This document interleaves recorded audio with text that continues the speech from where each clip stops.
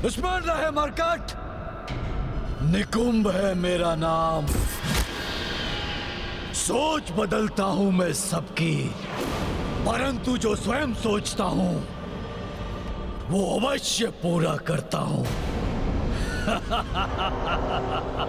तुम्हारी इस दुष्ट सोच को मैं यहीं सीमित कर दूंगा। मेरी योजना के अनुसार ये वानर अब मेरे जाल में फंस चुका है। इधर इस मरकट को मैं युद्ध में उलझाए रखूंगा, तब तक मेरे अनुचर निश्चित रूप से राम के पिंडदान की प्रक्रिया को बाधित कर उसे नष्ट भ्रष्ट कर देंगे।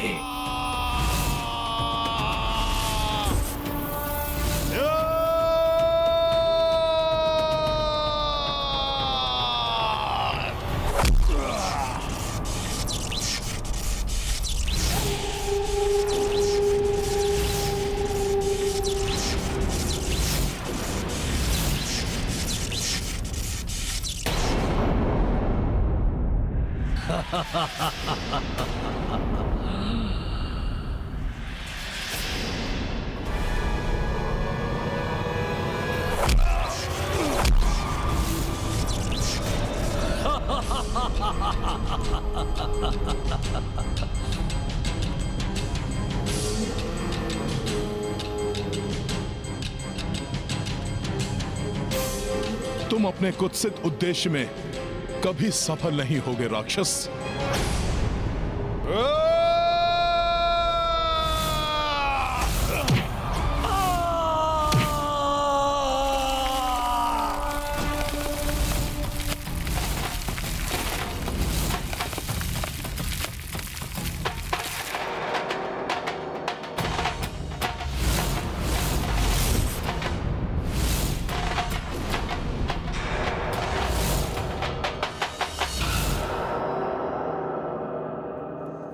अब इसे उलझा कर रखने के लिए मुझे कोई दूसरा उपाय सोचना होगा।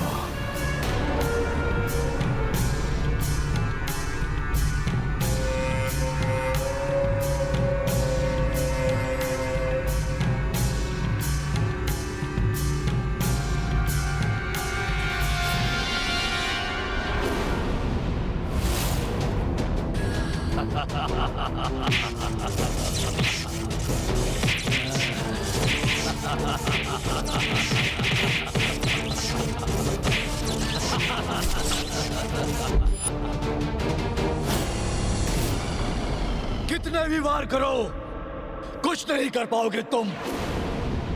मेरा कवच मेरी रक्षा करता रहेगा।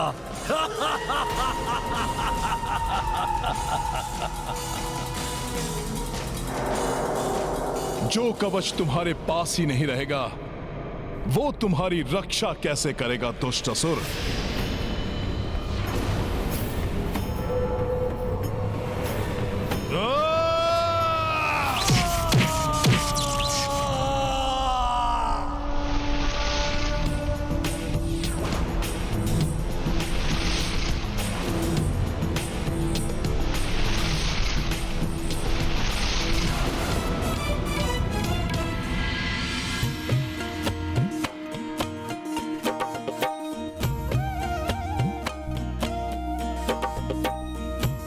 हे काग, ये काग बलि पिंड मैं आपको प्रस्तुत करता हूं। कृपया करके इसे स्वीकार कीजिए।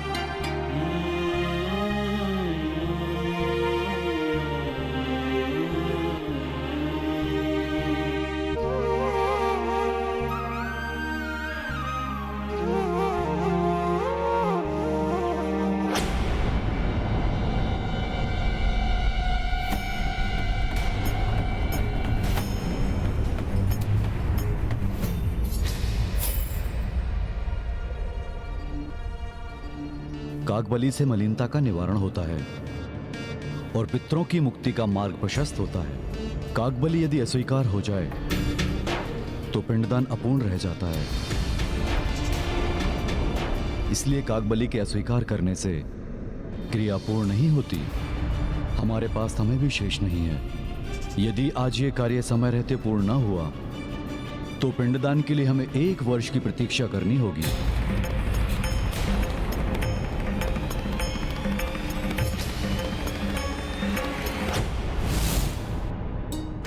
जयंत, तुम अपने कृत्य पर लज्जित हो और तुमने क्षमा याचना भी की है।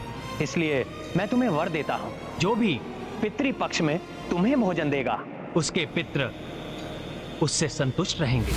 जिन प्रभु श्री राम के मुख से कागों को यह वरदान प्राप्त हुआ है कि पिंडदान की प्रक्रिया पूर्ण करने के लिए सर्वप्रथम उन्हें ही पिंडदान अर्पित होगा, आज मायावी राक्षसी सोच के प्रभाव में आकर ये उन्हीं प्रभु का निरादर कर रहे हैं। मैं जयंत ऐसा कदापि होने नहीं दूंगा।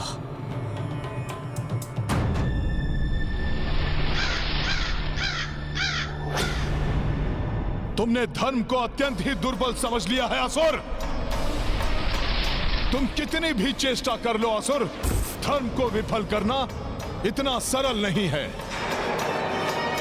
धर्म अपने पंख फैलाकर जहां आवश्यकता होती है वहां स्वतः पहुंच जाता है। ये काग रूप धारण कर कौन चला आ रहा है यहाँ? रोको उसे।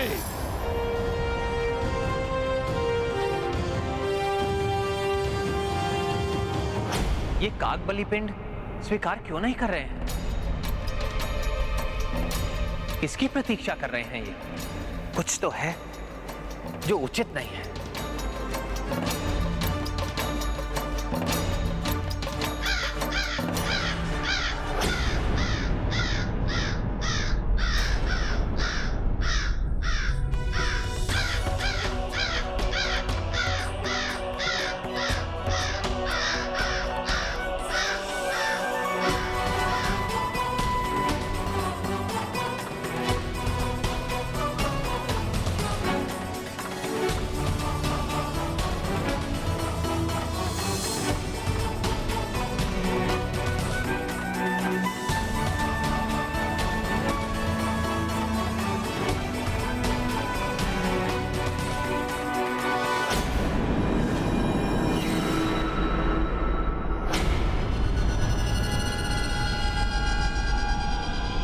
कितने आनंद की बात है ना हनुमान, कि तुम हो तो बहुत बलवान, किंतु मैं भी कम नहीं। परंतु अब अधिक समय तक तुम सुरक्षित नहीं रहोगे असुर।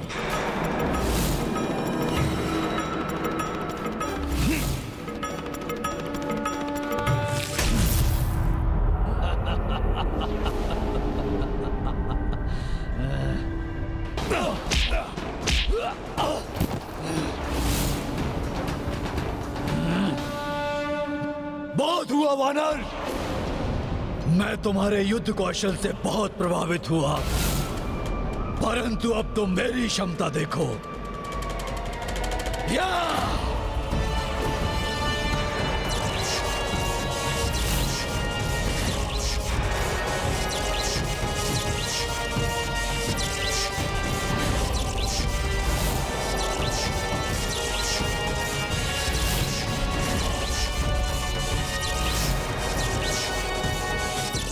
मार्कट, मेरे इस मुष्टि प्रहार को अब नहीं रोक सकोगे तुम।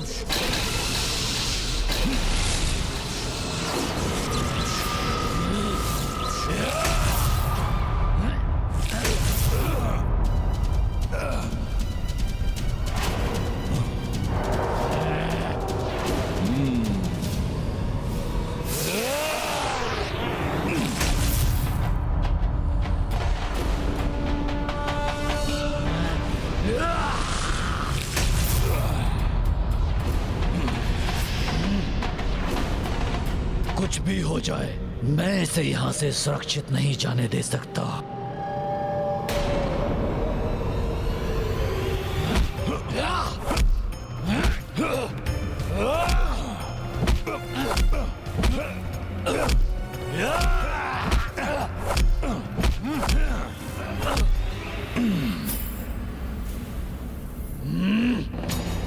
मैं इस पर कैसा भी प्रहार करूं, ये अपने कवच से उसे रोक लेगा। मुझे इसे किसी युक्ति से ही मिटाना होगा।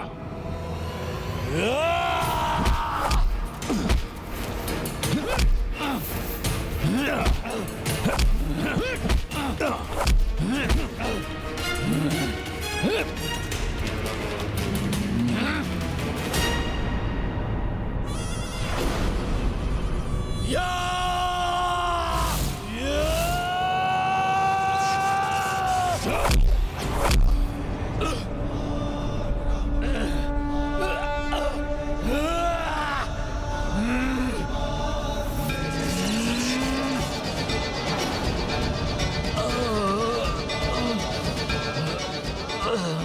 क्या हुआ असुर?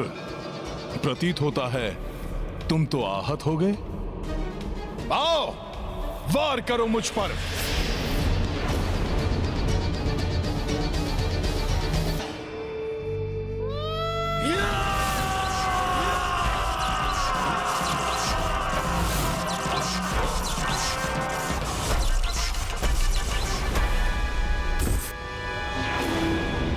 मरकट, मैं तुम्हें ऐसा आघात दूंगा जो तुम सोच भी नहीं सकते।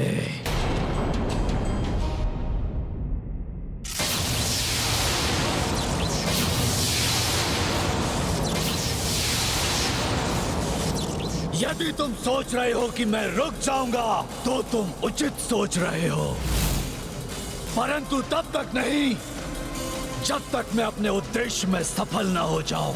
तब तो तुम कभी नहीं थम सकोगे, क्योंकि तुम्हारा उद्देश्य कभी सफल नहीं होगा। स्वामी और अन्य सभी को लौटने में इतना विलंब क्यों हो रहा है?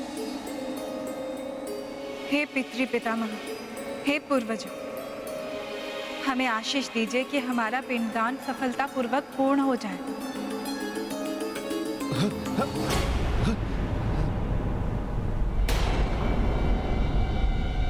ये कैसा भूकंपन?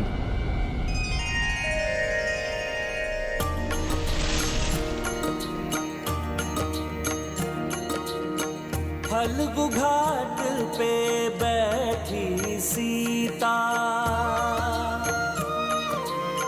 पितृ पितामह करत स्मृता।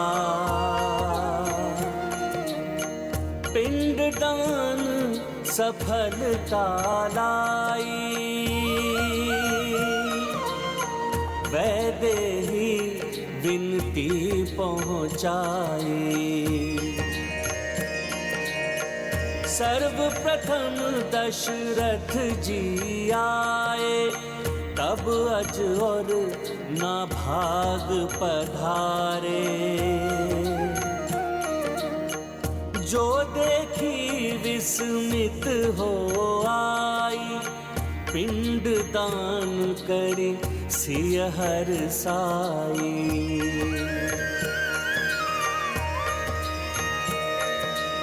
प्रतीत होता है हमारे पूर्वजों ने हमारी पूजा और पिंडदान को स्वीकार कर लिया है, इसलिए स्वामी के लौटने से पूर्व ही विष्णुपाद पूजा की तैयारी कर लेनी चाहिए।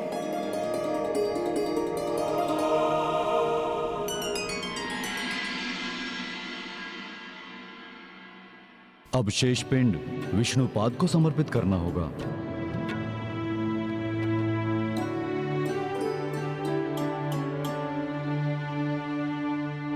विष्णुपाद पूजा पूर्ण हुए बिना पिंडदान संपन्न नहीं होगा। उसमें व्यवधान डालकर हम अपना कार्य पूर्ण कर लेंगे।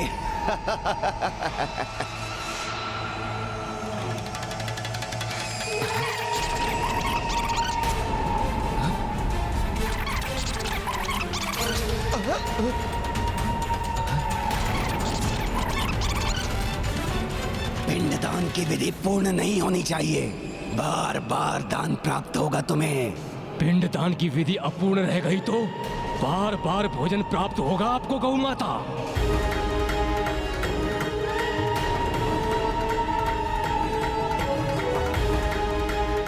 जिन प्रभु श्री राम के दर्शन सुख का लाभ उठाने आप यहाँ खड़ी हैं, पिंडदान असफल हुआ तो पुनः प्राप्त हो सकेंगे उनके दर्शन। तब मन भरकर उनके दर्शन कर सकेंगी आप। मेरी चतुराई से तुम अनभिज्ञ हो मरकट, वो भारी पड़ेगी तुम पर। तुम सोचते रह जाओगे कि तुमने मुझे रोक लिया है और मेरा कार्य तो पूर्ण हो चुका होगा। कोई हानि नहीं पहुंचा सकते तुम मुझे। या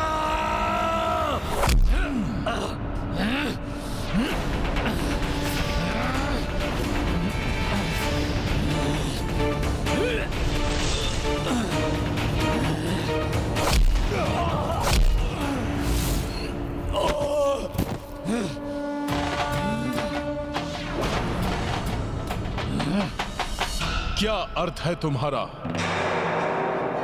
कैसे पूर्ण होगा तुम्हारा ये कपट कार्य? बताओ मुझे दुष्ट, कौन हो तुम? और तुमने प्रभु की पूजा रोकने के लिए क्या प्रपंच रचा है?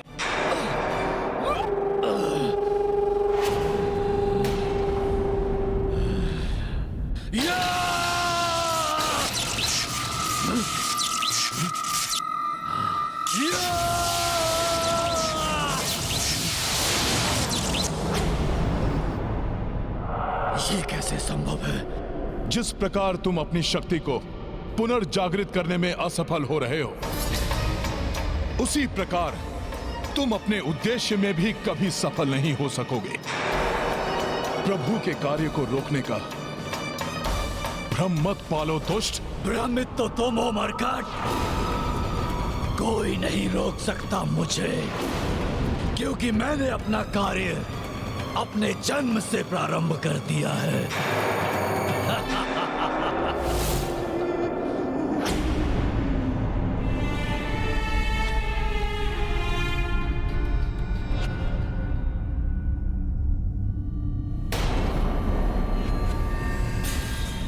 कैसा अनर्थ है ये? यहाँ से पिंड कहाँ गए?